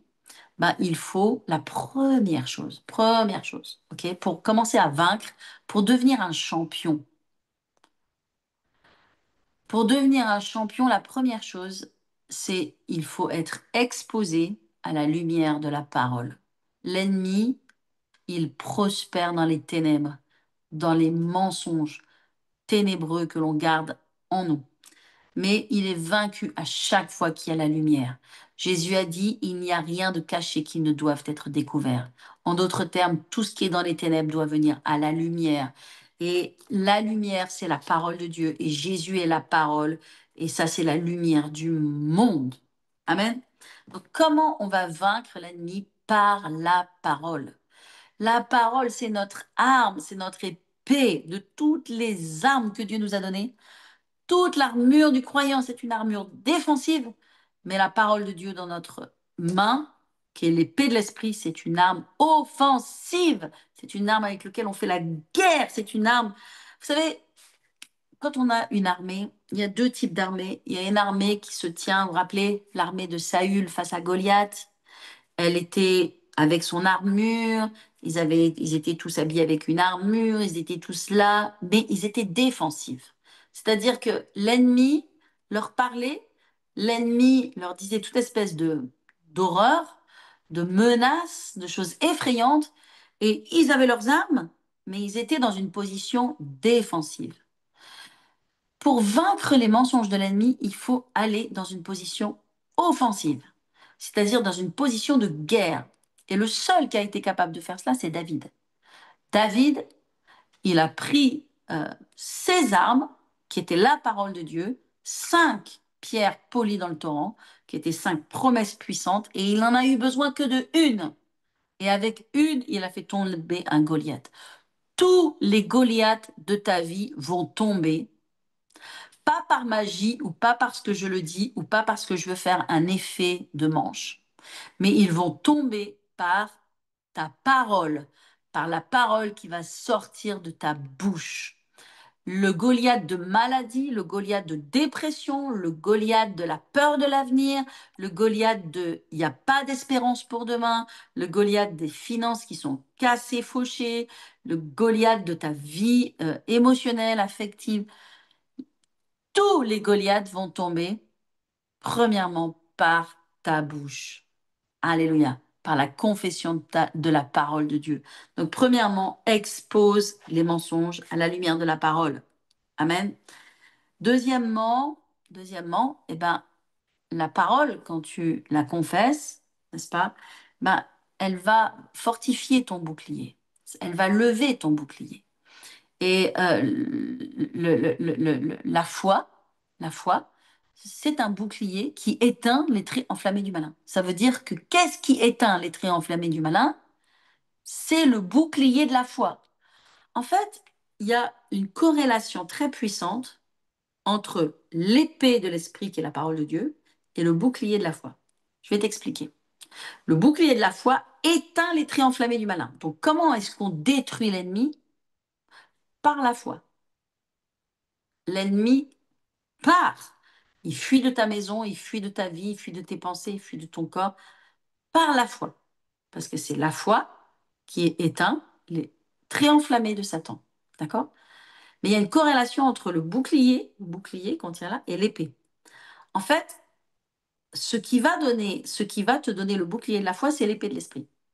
Donc c'est quand tu parles la parole de foi que, en fait, tu lèves ton bouclier. C'est ce qui te donne le bouclier. Si l'épée n'est pas brandie, si la parole ne sort pas de ta bouche, c'est un exercice difficile et je peux te dire que tout l'enfer se déchaîne contre toi, dans tes émotions et dans tes pensées pour te dire ne fais pas ça, ça sert à rien, tu perds ton temps, t'es tout seul, tu parles dans le vide, t'as l'air ridicule, t'as l'air idiot. Ok, t'as l'enfer, alors c'est un enfer de raisonnement, on va dire, et d'opposition. Ok, tout cet enfer démoniaque va se jeter contre toi et te hurler, tu es ridicule, tu es stupide, ça sert à rien. Parce que, bien sûr, l'ennemi ne veut surtout pas que tu brandisses cette épée qui est très dangereuse pour lui. À partir du moment où tu vas commencer à dire et à proclamer la parole de Dieu sur tes circonstances et contre les mensonges de l'ennemi, et que tu vas dire le contraire de ce qu'il te dit, c'est ton bouclier qui se lève. Et si ton bouclier se lève, la foi, il est vaincu. Moi, je connais une femme de Dieu. euh, Elle s'appelle Trina Hankins. Elle est aux États-Unis. Un couple pour lequel j'ai beaucoup de respect. Parce que c'est vraiment des gens puissants dans la foi, dans le message de la foi. C'est des serviteurs de Dieu. Et cette femme, en fait, il y a pas mal d'années de cela, elle a été diagnostiquée avec une tumeur au cerveau. En fait, elle s'est mise à avoir des douleurs, terribles maux de tête, terribles migraines. Et elle a été finalement amenée en urgence à l'hôpital. Ils ont fait des examens, ils ont finalement fait un scanner, etc. Et ils ont vu qu'elle avait une tumeur très agressive qui s'était développée très vite dans son cerveau. C'était très grave. Et son mari, qui était un homme de foi, et elle aussi, qui était une femme de foi, les gens déjà exercés dans la foi, mais enfin, on n'est jamais prêt à faire face à une telle épreuve. Euh, Ils ont commencé à dire, écoutez, on veut recevoir, voilà, on veut rien entendre de tout ce que vous avez à nous dire. On veut pas recevoir de visites d'amis qui viennent, qui se plaignent pour nous, qui nous donnent tout leur amour, leur affection, qui nous disent combien ils sont malheureux, désolés, que ça nous arrive, blablabla, rien. Et sa femme était hospitalisée, donc il a donné des instructions à l'hôpital et il a dit, ne permettez à personne de venir visiter ma femme. Et quand moi, je ne suis pas là, je ne donne l'autorité à personne de venir voir ma femme parce que je veux que personne vienne et s'apitoie sur elle. Parce que à partir du moment où on commence à recevoir l'amour des gens, l'affection des gens, l'empathie des gens et l'apitoiement des gens, ah, ça fait plaisir. Et c'est merveilleux de se sentir aimé, mais en fait, ça fera pas du bien à ta foi. Tu vas plonger dans l'apitoiement et ta foi, elle peut pas se lever. Donc, il a fait interdire. Et puis, lui et sa femme, il est allé dans la chambre d'hôpital. Il a collé des versets bibliques partout. Il a mis des photos de sa femme en bonne santé, avec une longue vie tu vivras. Et pendant 3 jours, ils ont confessé la parole. Que la parole. Au bout de 3 jours, il n'y avait plus de tumeur. Donc, mes amis, on a le choix dans la vie de prendre la parole, qui est l'épée de l'esprit, qui est la puissance de Dieu. Vous dire que les choses arrivent en un clin d'œil, non. Vous dire qu'il faut de la détermination, de la patience et de la persévérance, oui. Mais la parole de Dieu fera son œuvre. Et elle fait son œuvre. Et elle libère la puissance surnaturelle de Dieu. Amen. Donc pour les mensonges que tu as dans ta vie qui t'oppressent, qui te dépriment, voilà, si tu es pas bien aujourd'hui, peut-être certains d'entre vous vous sentez comme ça, il y a de l'espoir. Hein. Et la Bible dit, vous savez, dans cette armure, la première partie de l'armure dont Dieu nous parle, c'est la ceinture de vérité. Donc vous comprenez que la première partie de l'armure de Dieu, ça commence par la vérité. Ça veut dire que si on commence pas par mettre d'abord la vérité, en fait, qu'est-ce qui était relié à la ceinture? Qu'est-ce qui était relié à la ceinture? Le soldat romain, il avait une espèce de jupette là, ok? Et puis au-dessus, hein, il avait la cuirasse, il portait une cuirasse qui couvrait sa poitrine, la cuirasse de la justice. Puis à la ceinture, il avait son épée. Ok. Donc, il avait un certain nombre de choses qui étaient rattachées, possiblement une gourde, possiblement d'autres choses. Ok. Donc, la première chose qu'il avait besoin, c'était de la ceinture. La ceinture, c'est ce qui allait lier ensemble toute l'armure. C'est la même chose pour nous, mes amis. Et c'est Paul qui nous donne encore cette révélation exceptionnelle.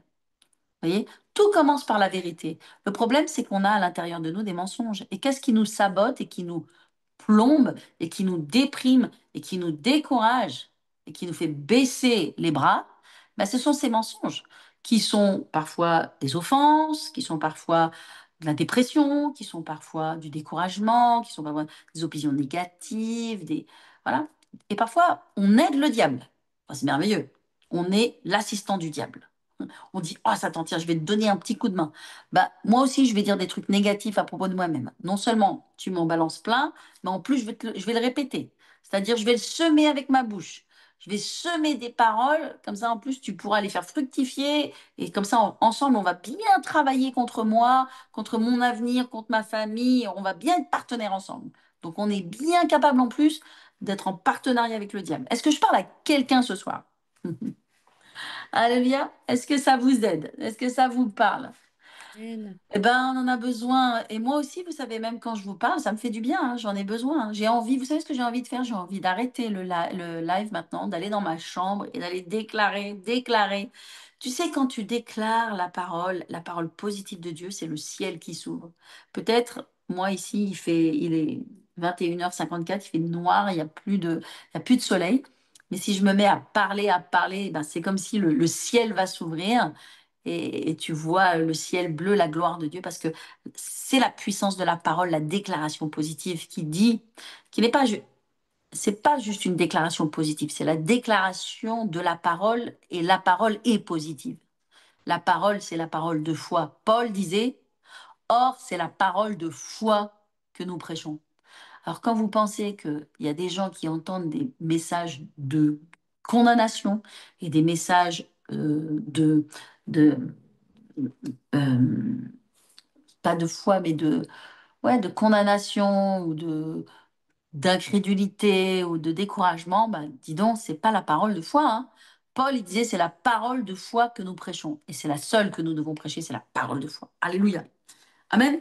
Donc, saignez vos reins de la vérité, nous dit Éphésiens 6, 14. Saignez vos reins donc de la vérité. Ça veut dire, médite la parole, comprends la parole, confesse la parole, déclare-la sur ta vie. OK? C'est comme ça que va s'appliquer 2 Corinthiens 10, 5. Allez, prends cette référence. Tu as besoin. 2 Corinthiens 10, 5. On connaît ces versets, mais dans les situations que l'on vit, ça va nous faire du bien. Paul dit, nous renversons les raisonnements. Allez, on peut dire, nous renversons les fausses conceptions, les fausses doctrines, les mensonges de l'ennemi, les pensées de l'imitation. Nous renversons les raisonnements et toute hauteur. Qu'est-ce que c'est une hauteur? Ça peut être une forteresse, c'est quelque chose qui a été bâti, qui a pris de la place en nous, qui a pris vraiment de l'altitude, qui a vraiment une position en nous. Et nous renversons donc toute hauteur qui s'élève contre quoi? Contre la connaissance de Dieu. C'est-à-dire ces mensonges de l'ennemi, ils s'élèvent contre la parole de Dieu, contre la vérité de Dieu. Plus tu vas être fort dans la parole, plus tu vas être fort dans la vie et plus tu vas être heureux. Les gens qui sont établis dans la parole de Dieu ne sont pas trop sentimentaux. Vous savez, il y a deux choses dans la vie. Tu as le quotient intellectuel, le QI, et le quotient émotionnel, le QE. Et sur cela, on n'est pas égaux, on est différents. Mais certaines personnes ont un quotient émotionnel qui est très important.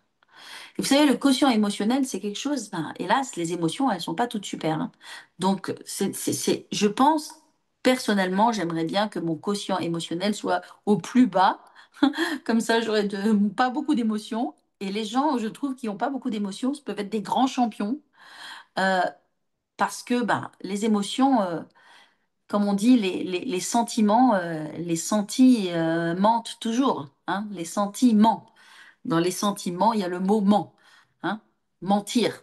Donc, dans les émotions, dans les sentiments, il y a des mensonges, ça te ment. Et les sentiments, les émotions, ça monte, ça descend. Et franchement, quelle perte de temps. Si seulement on pouvait ne pas avoir trop de quotient émotionnel, mais un quotient, moi je l'invente, hein, le QS, un quotient spirituel haut, un quotient émotionnel bas, alléluia. Et là, on est des champions. Mais on est fait avec des émotions. Donc, qu'est-ce que vous voulez? On est bien obligé de vivre avec ce que l'on est, mais on a des armes, on a des clés pour les vaincre, ces émotions négatives. Amen. Et comment on les vainc? Ben, avec la parole de Dieu. On n'a pas d'autre arme. Vous pouvez aller chez le psychologue, et si ça vous fait du bien, tant mieux. Vous pouvez aller chez le psychanalyste. Voilà, je ne vais pas vous recommander par plus que ça, mais vous pouvez aller voir votre copine, vous pouvez aller voir votre maman, vous pouvez aller voir votre femme, votre mari, pleurer. Vous pouvez aller voir plein, plein, plein de choses, mais véritablement, la clé pour gagner, il n'y en a pas d'autre. pour surmonter, pour vraiment vaincre. On peut tous, vous savez, pleurer, décharger notre charge émotionnelle, se sentir mieux pendant quelques jours, et puis hop, ça recommence. Voyez. Mais la parole de Dieu, c'est pas pareil. C'est spirituel. Donc la parole de Dieu, avec la parole de Dieu, tu vas pas faire des hauts et des bas. Tu vas pas faire, ok, je décharge ma tristesse, mon découragement, je vais mieux, puis après je vais moins bien. Avec la parole de Dieu, tu vas rester toujours en haut. Tu vas rester fort, pourvu que tu continues de la confesser. Parce que parfois, on confesse pendant 5 jours et après, on est fatigué. On dit, ah, c'est le week-end, j'arrête. Je fais une pause. Et puis le lundi, on oublie. Et puis l'ennemi nous dit, non, non, t'as pas besoin, t'es ridicule. Et ça recommence. Et tout ce que tu as vaincu, en fait, il faut recommencer. Non, le but, c'est évidemment de travailler à être discipliné, à se discipliner soi-même et être fidèle dans les choses de Dieu, être stable dans les choses de Dieu. Amen. Alléluia. Gloire à Dieu. Alors, j'ai tellement de questions, mes amis. Je pourrais vous parler encore, hein, parce qu'il y a tellement de choses à dire. Mais je vais vous lire quelques questions. Il y en a tellement. Comment se protéger contre les pensées que l'ennemi envoie? Donc, je pense que je vous ai répondu. Et votre nom, c'est Andrian Jatovo. Ça vient de Madagascar. Je reconnais les noms de Madagascar, hein. Ça, on ne peut pas manquer ça. Ok. Quels sont, Lisa nous dit, quels sont... Qui est Lisa Déméter? Moi, je connais Lisa Déméter, je suis sûre. Ah, s'il y a une Lisa qui est là, qu'elle fasse un petit coucou ou qu'elle envoie un petit... Ça me dit quelque chose. Euh, si Lisa est là, qu'elle fasse un petit hello. Euh, donc elle dit, quels sont les mensonges les plus courants que l'ennemi utilise pour affaiblir notre foi? Donc je pense que j'y ai répondu. Pourquoi, Ada Saïd nous dit, pourquoi Satan a autant de pouvoir aujourd'hui puisque Christ l'a vaincu? Ah, c'est intéressant. Pourquoi Satan a autant de pouvoir aujourd'hui puisque Christ l'a vaincu? Bah oui, Christ l'a vaincu et puis il l'a mis sous nos pieds, mais moi, je dois le garder sous mes pieds. D'accord? Et c'est en pratiquant la parole de Dieu que je garde l'ennemi sous mes pieds. Un jour, on n'aura plus besoin de le garder sous nos pieds, ce sera fini, on va vivre éternellement, voilà, dans le royaume de Dieu, il n'y aura plus ces questions-là, mais ici-bas sur terre, oui, on doit le garder sous nos pieds, oui. Euh, Nadia Haït Eder nous dit pourquoi le doute s'immisce-t-il régulièrement dans nos vies à propos de tout et de rien? Waouh! Ben, moi, je dis à Nadia, la confession, la confession, la confession, jusqu'à ce que ta foi se soit du fer, jusqu'à ce que ta foi se soit inébranlable. La confession de la parole de Dieu va rendre ta foi inébranlable et tu ne seras pas en train de douter pour tout et pour rien. Comment avoir une foi inébranlable et indestructible, Jean-Hugues? Je pense que je vous ai donné la clé toute simple. Toute simple. Vous savez, c'est simple. C'est simple de croire. Jésus nous a dit comment croire. Il a dit, si quelqu'un dit à cette montagne, point barre, si quelqu'un dit à cette montagne, comment avoir la foi? Seigneur, aide-nous à avoir plus la foi. Ok. Jésus va dire, ok, bon ben, les amis, il faut pardonner. Puis après, il va dire quoi? Il va dire, si quelqu'un dit à ce sycomore, si quelqu'un dit à cette montagne, ôte-toi de là, jette-toi dans la mer, s'il ne doute pas en son corps, il croit que ce qu'il dit arrive, il le verra s'accomplir. Pourquoi est-ce qu'il le verra s'accomplir? Il va le dire. Il va le dire et il va le dire tellement de foi, avec force et conviction, qu'il va le croire. Alléluia. D'abord, c'est dire, après, c'est croire, et après, il va voir les choses s'accomplir. Ne cherchez pas d'autres recettes, il n'y en a pas. Pour avoir la foi et pour croire, tu peux pas passer au travers du fait de confesser la parole de Dieu. Je t'encourage. Moi, j'ai un, j'ai sorti là. Oups, excusez-moi.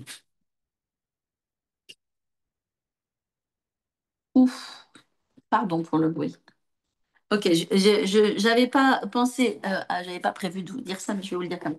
Ok, j'ai écrit une série de petits livres. Ok, j'en ai qu'un avec moi, mais il y en a 6 de toutes les couleurs différentes. Il y en a un qui est sur la guérison, qui s'appelle Prier avec la parole de Dieu. Et en fait, j'ai fait des petits livrets. Je les ai faits pour moi. OK? Et je les ai mis à la disposition de ceux qui en veulent. Et ça doit coûter 5 euros ou pas plus que ça. Et euh, en fait, je, je pense que j'ai écrit ça là. Je dois avoir la liste. Euh, ok. J'ai écrit ces petits livrets. Alors, il y a en Christ, qui nous sommes en Christ, tout ce que la Bible dit avec à propos de qui nous sommes en Christ. Tu confesses qui tu es en Christ, je vais te dire que tu vas être costaud. La maturité spirituelle, l'identité spirituelle, l'autorité spirituelle, vaincre sur toutes les circonstances de la vie, hein. Il y a aussi la délivrance, et il y a aussi la guérison, et il y a aussi la grâce. Donc j'ai écrit ces petits livres qui sont des recueils où il y a tout ce que la Bible dit à propos de la grâce, tous les versets à propos de la grâce, tous les versets à propos de vaincre, mais vaincre dans tous les domaines. Tout ce que la Bible dit à propos de vaincre. Vaincre la convoitise, vaincre la colère, vaincre l'alcool, vaincre le trop manger, vaincre les pensées négatives, vaincre la mauvaise image de soi, vaincre la peur, vaincre l'amertume. Il y en a plein d'autres encore, hein. Donc, tu vois, c'est des versets pour vaincre. Ou la délivrance, quand on est oppressé par l'ennemi, qu'est-ce que la Bible dit? Tous les versets, tous les versets. Donc ça, j'ai écrit ça. C'est des outils, c'est des armes, je les écris pour moi. Vous voyez, il y a quelque temps de cela, j'ai reçu une parole négative. Et cette parole négative, elle m'a vraiment, en fait, elle est rentrée dans mon cœur, elle m'a secouée, j'ai senti la peur qui arrivait avec, je me suis réveillée le matin, la pensée, elle était là pendant plusieurs jours, c'était toujours là, etc. J'arrivais pas à en sortir. C'était un truc qui était en train de s'installer, qui amenait vraiment de la peur, du doute. Et puis au bout d'un moment, j'ai dit, oh là là, ils sont où mes petits cahiers là, mes petits carnets de versets? Parce que du coup, j'en ai besoin. Et j'ai pris le carnet qui correspondait à la thématique. Et la première chose, j'ai commencé à le lire. Je l'ai entièrement relu, tous les versets, tout ce que la Bible dit sur ce thème, tout, tout, tout, tout, tout, tout, tout. Ok. Déjà, rien que de le lire, j'ai senti la paix de Dieu. Waouh, ça m'a fait du bien. Puis après, bah, j'ai pris plusieurs. J'ai dit, ok, lequel il me parle le plus? J'ai pris plusieurs et je me suis mis à les parler. Et vous savez ce qui s'est passé? Eh ben, l'oppression et la dépression est partie. Alléluia. Donc, j'ai écrit ça. D'accord? Un autre livre, vraiment, qui parle finalement du message que je vous partage ce soir, qui s'appelle Parle et déclare. C'est des petits livres qui sont courts, qui sont pratiques. Parle et déclare. Alors là, on est vraiment dans le sujet, hein. Pour démonter les mensonges de l'ennemi, il faut parler et déclarer. Ok? Bah tiens, elle a parlé ça à Ursula tout à l'heure. Ça, c'est le dernier que j'ai écrit, qui s'appelle Comment bien lire la Bible et découvrir les pépites de la parole. Je pense que c'est important qu'on soit des amoureux de la parole de Dieu, d'accord? Donc là, je donne des conseils pour savoir lire la Bible. Vous savez, il y a des gens, la Bible, bah, c'est un très gros livre, ils savent pas par quoi commencer, ils n'ont pas la révélation, la compréhension. Donc, je leur explique, je leur donne des clés pour qu'ils puissent maîtriser ce livre, qui est ce grand livre qui est la Bible, 66 livres, avec des auteurs, 40 auteurs différents, qui couvrent, je pense, plus de 1500 ans d'écriture. Oui. Et donc, comment on fait pour le maîtriser, ce livre? Bah, c'est facile, en fait. Et je vous donne des clés pour comprendre l'histoire, pour comprendre l'époque, pour comprendre la tradition, pour comprendre voilà, la Bible, pour comprendre l'interprétation, pour comprendre les traductions. Plein, plein de choses que je vous donne, que j'explique. En tout cas, pour ceux qui en ont besoin, certains, peut-être, vous n'en avez pas besoin, mais certains, ça peut vous bénir. J'étais en train de parler de la discipline. Bah oui, parce que on est tous appelés à pratiquer la parole de Dieu et prier et confesser. Il nous faut de la discipline. Et c'est ça que je voulais vous dire à la base. En fait, j'ai sorti mon agenda à moi, à nouveau. Vous savez, tous les livres que je fais, je les fais toujours pour moi. Pour moi, parce que moi, j'en ai besoin. Je suis la première personne à en avoir besoin. Et après, je me dis, OK, peut-être les autres, ils en ont besoin, alors on va le faire pour tout le monde. Donc, ça, c'est mon agenda. C'est un agenda pour les femmes. Alors, excusez-moi, les hommes. Mais j'ai pensé à sortir un agenda pour les hommes et il faut que je le fasse à partir de la rentrée. Ça s'appelle Femmes épanouies. OK? Et c'est un agenda. Et dedans, bah, il y a toute ma routine, tout ce dont j'ai besoin dans ma routine, de ce que j'ai besoin de déclarer. Bon, bah, c'est important. J'ai mon verset du jour à mémoriser. Et puis, j'ai voilà, ma programmation, mon temps spirituel. Je me lève, à quelle heure je me lève? pour avoir mon temps spirituel, est-ce que je vais marcher, faire du sport ou prier ou autre chose, mes priorités du jour, ce que je vais manger ou pas manger ou boire, etc. À quelle heure je vais me coucher. Bon, c'est pas mon sujet ce soir, mais mon fils, mon merveilleux fils m'a appris une chose, que quand tu domines le soir, quand tu domines ton coucher, l'heure à laquelle tu te couches, tu maîtrises ton lever. Et quand on maîtrise notre lever, d'accord, ben on maîtrise notre journée. Et aussi on maîtrise notre vie spirituelle. Parce que quand on rentre du boulot, qu'on a les enfants, la maison, le linge, et qu'on se dit, ah ben j'ai pas prié, non mais je vais le faire ce soir, je vais le faire ce soir. Mais en fait, tu t'assois un moment dans ton canapé, tu as besoin de déconnecter, tu as besoin de regarder un truc sympa, tu es fatigué, blablabla. Et en fait, il n'y a pas le temps. T'as pas le temps. Donc, quand tu maîtrises ton soir, tu vas maîtriser ton matin. Et les gens qui maîtrisent le matin, ils gagnent. Ce sont des gagnants, des champions. Bon, je vous ai partagé plein de trucs quand même. J'espère que ça vous a béni. Je pourrais vous garder jusqu'à demain matin si vous voulez, parce que j'aime bien partager avec vous et que c'est super. Et je vous vois sourire et ça fait plaisir. Donc, bah, j'espère que ça vous aide surtout. Et en tout cas, vraiment. Toutes ces questions que vous m'avez. J'espère que j'ai répondu, hein. Comment pouvons-nous identifier ces fausses conceptions? Gad qui me dit ça. C'est évidemment des questions très pertinentes. J'espère que vous avez reçu des réponses. Reçu des réponses. Alléluia. Ok, je veux quand même vous dire une chose. Les amis, là, Ursula va. Oh, merci pour tous vos messages, ça fait plaisir. Les amis, vous savez, ça, c'est une petite plaquette. Ça, c'est la petite, mais il y en a une plus grande aussi. Euh, Ça raconte l'école biblique. Puis moi, je crois vraiment dans l'école biblique. Dans la dernière session, on a quand même diplômé 250 personnes par le monde, région parisienne et par le monde. Waouh, c'est tellement une grâce. J'étais en Suisse, il était en Suisse il y a peu de temps, et il y a des personnes qui sont venues de Suisse qui m'ont dit, oh, on a fait votre école biblique. Oh, c'était super et tout, on a été tellement bénis. Oh, alléluia. J'étais en Allemagne il y a peu de temps, et il y a des gens qui sont venus me dire ça. Et c'est tellement merveilleux. On avait notre conférence gloire. Il y a une personne qui est venue spécialement de Madagascar et qui a dit, Pasteur, j'ai fait l'école biblique, ça a transformé ma vie maintenant. Je suis engagée, je fais ça dans le ministère, etc. Bon, gloire à Dieu. Donc cette plaquette, moi j'aimerais vous la remettre si vous ne l'avez pas. Ursula, peut-être, comment on fait? Comment on fait? Il y a les orateurs. Donc moi j'enseigne à l'école biblique. Ok, ça commence le 13 octobre. Et j'aurai la joie d'avoir aussi le pasteur Joël Spink, si vous le connaissez, de l'église Victoire, qui est une puissante église. Le pasteur Jérémy Potin, le pasteur David Terry, euh, et puis d'autres professeurs avec moi qui sont vraiment des gens fondés sur la parole et sur l'autorité. Et il y a deux grandes choses qu'on va former dans la vie des gens. C'est l'autorité de la parole de Dieu, vraiment la puissance de la foi et de la victoire, mais aussi le caractère chrétien. On a ces deux objectifs.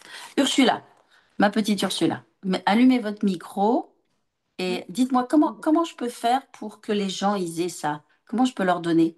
Pour qu'au Alors, moins ils puissent avoir quelque chose et qu'ils puissent penser. euh, penser. alors, pour la plaquette, ce que nous allons faire, c'est que demain, dans la soirée, normalement, vous allez recevoir le replay. Et donc, on vous mettra en fait la plaquette à télécharger en PDF de l'école Super, biblique. super. Et est-ce qu'on a une offre? Alors, honnêtement, je vais vous dire une chose. L'école biblique qui fait 6 mois, qui a raison de 2 cours par semaine, première semaine, deuxième semaine, troisième semaine, il y a donc 2 grands rendez-vous par semaine. Dernière semaine, le rendez-vous n'est plus le lundi et le mercredi, mais c'est le vendredi soir et une partie du samedi. Il y a 4 heures de cours à peu près sur le samedi et avec des orateurs qui viennent spécialement pour ça, etc. L'école biblique, elle se fait soit en présentiel, soit en distanciel. Et les personnes qui sont en décalage horaire, parce que vous pensez bien qu'il y a des étudiants qui sont du Canada et autre chose, bah, quand ils peuvent pas suivre le cours au moment où il est donné, bah, ils ont aussi ils ont la vidéo, on leur envoie pour qu'ils puissent la voir. Et on s'adapte au maximum pour les besoins des gens. Et je peux vous assurer que le prix de l'école biblique est toute concurrence. D'ailleurs, je disais que l'année prochaine, je pourrais probablement pas refaire l'école biblique à un prix aussi bas parce que c'est un travail juste monstrueux. Pour nous, c'est énorme. On encadre 250 personnes avec joie et bonheur, mais c'est un travail juste énorme. Mais c'est super. On est content de le faire pour Dieu et pour l'œuvre de Dieu. C'est vraiment notre priorité. Et voilà. Moi, je vous invite à deux choses, les amis. OK? Premièrement, je vous invite à l'école biblique parce que c'est super vachement important. Amen. Et ça va changer votre vie. Et deuxièmement, je vous invite à ma conférence Gloire. Mais ma prochaine conférence, c'est la conférence des femmes dans la gloire. Alléluia. Donc j'ai deux conférences par an en juillet, n'est-ce pas? J'en ai parlé. Et ma prochaine, c'est en octobre. Et c'est le dernier week-end d'octobre, je crois que c'est 24-26 octobre. Conférence de femmes dans la gloire, donc ce sera à Paris Centre Chrétien. Et si vous êtes dans le coin, si vous n'êtes pas loin ou si vous pouvez venir, venez. Il y aura Stéphanie Herzog, vraiment un ministère de gloire exceptionnel. Et puis une autre femme de Dieu extraordinaire et moi-même. Et je pense qu'on va avoir un temps extraordinaire, nous les femmes, dans la gloire. Et je crois que la foi peut changer le monde. Et la foi peut changer ton monde. Avec la foi, rien n'est impossible. He will let you experience His presence and His glory in a whole new way. Something special takes place when you're exchanging your brokenness with worship. A different level of intimacy with God comes. Your value is that you were born into the kingdom of God. You're a citizen of another realm. You don't have to operate by what you see. You don't have to operate by what you hear. You're bigger, and the greater one on the inside of you is always going to bring you to the top and make you bigger than anything you're going to face. La gloire de Dieu vient lorsque la foi est là. Lorsqu'il a eu la révélation de cette parole, la foi s'est levée dans son cœur. Les gens guéris ne restent pas allongés au lit. Lève-toi, parce que la foi est le soutien de la gloire. Oh my goodness! Waouh, ça va être super, ça va être super. On se prépare, alléluia! Ça va être fin octobre, on va recevoir vraiment une décharge de gloire et on va être fortifiés, encouragés, nous les femmes, pour continuer à avancer. Et donc ça, c'est un rendez-vous pour toutes les femmes. Mais vous savez, on n'est pas sectaire et on est fermé, on n'est pas fermé à personne qui veut recevoir de Dieu, de la parole de Dieu. Et pour les hommes, bah ouais, mais de toute façon, même on accepte tout le monde. Il n'y a rien de secret qui se passe, hein, mais c'est super. En tout cas, les amis, soyez bénis. Je ne veux pas prendre plus de votre temps et de votre soirée. J'ai aimé vous partager. Je vous remercie d'avoir été si nombreux. On vous aime du Cameroun, alléluia. Merci du Mali, alléluia aussi. Vraiment, ça me fait plaisir d'avoir passé ce temps avec vous. Je ne sais pas si certains d'entre vous, vous partez en vacances bientôt. Mais si vous partez en vacances bientôt, ben partez rafraîchis, régénérés, renouvelés, encouragés et soyez bénis en tout cas. Moi, je vous dis à très bientôt pour un prochain webinaire. Et si vous voulez, envoyez-moi des sujets que dans votre cœur, vous dites, bah, moi, j'aimerais bien que vous puissiez nous aider sur ceci et sur cela. Et je serais très heureuse de faire des webinaires que même vous, vous me dites le sujet que vous voulez qu'on aborde. D'accord? Soyez bénis, les amis. J'ai tout dit, Ursula? Oui, pasteur. Ah, bah, c'est super. Allez, on se dit bonsoir. Bonsoir à vous tous. À très bientôt.